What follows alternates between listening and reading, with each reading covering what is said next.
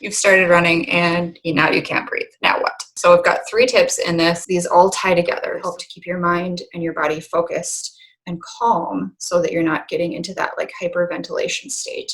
Hey, I'm Steph. I'm a physical therapist, an online run coach, a runner, a mom. I'm the creator of the Beginners Running Group on Facebook and the Beginners Running Program.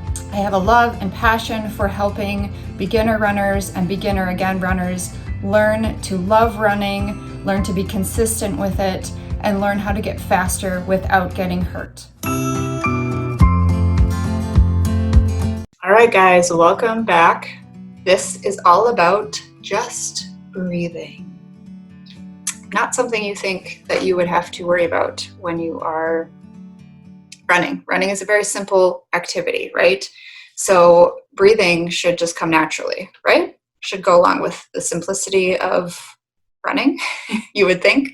You've started running and now you can't breathe. Now what? So I've got 3 tips in this. Number 1 is just slow down. So one of the problems with runners in general, and when somebody starts a program, they get all excited and they push too hard and they do too much too soon.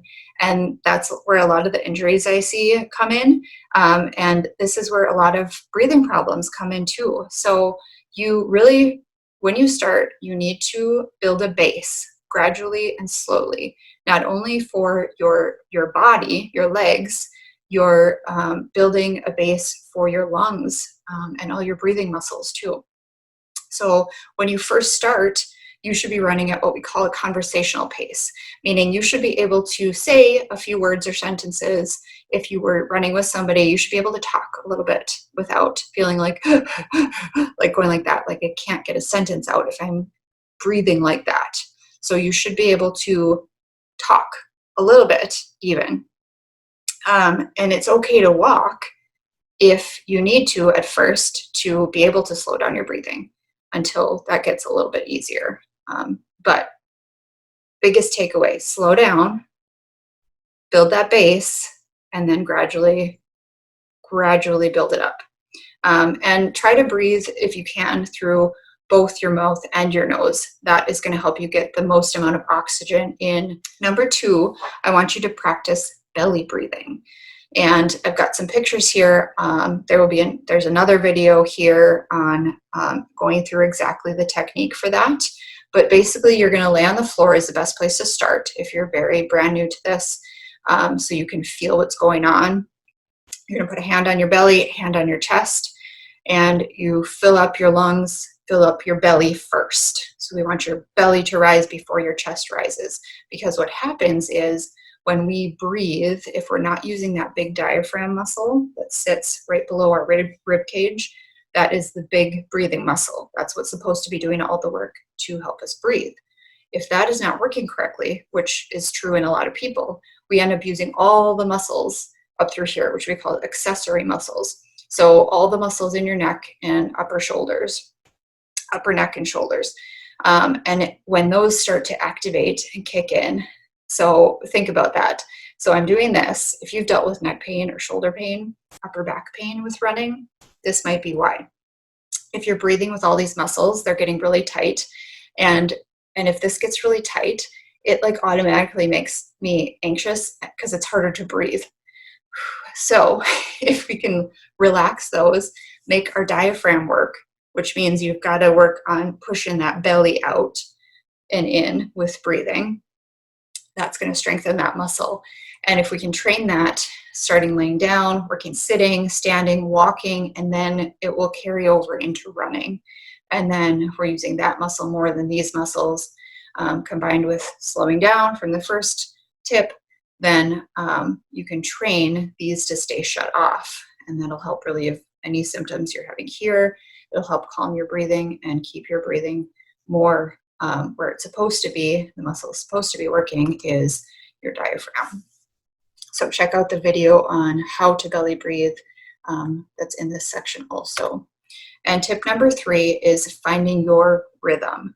So when you are running, I recommend people start with breathing in 2 counts and out for 2 counts. So When you're first practicing this, start with just walking.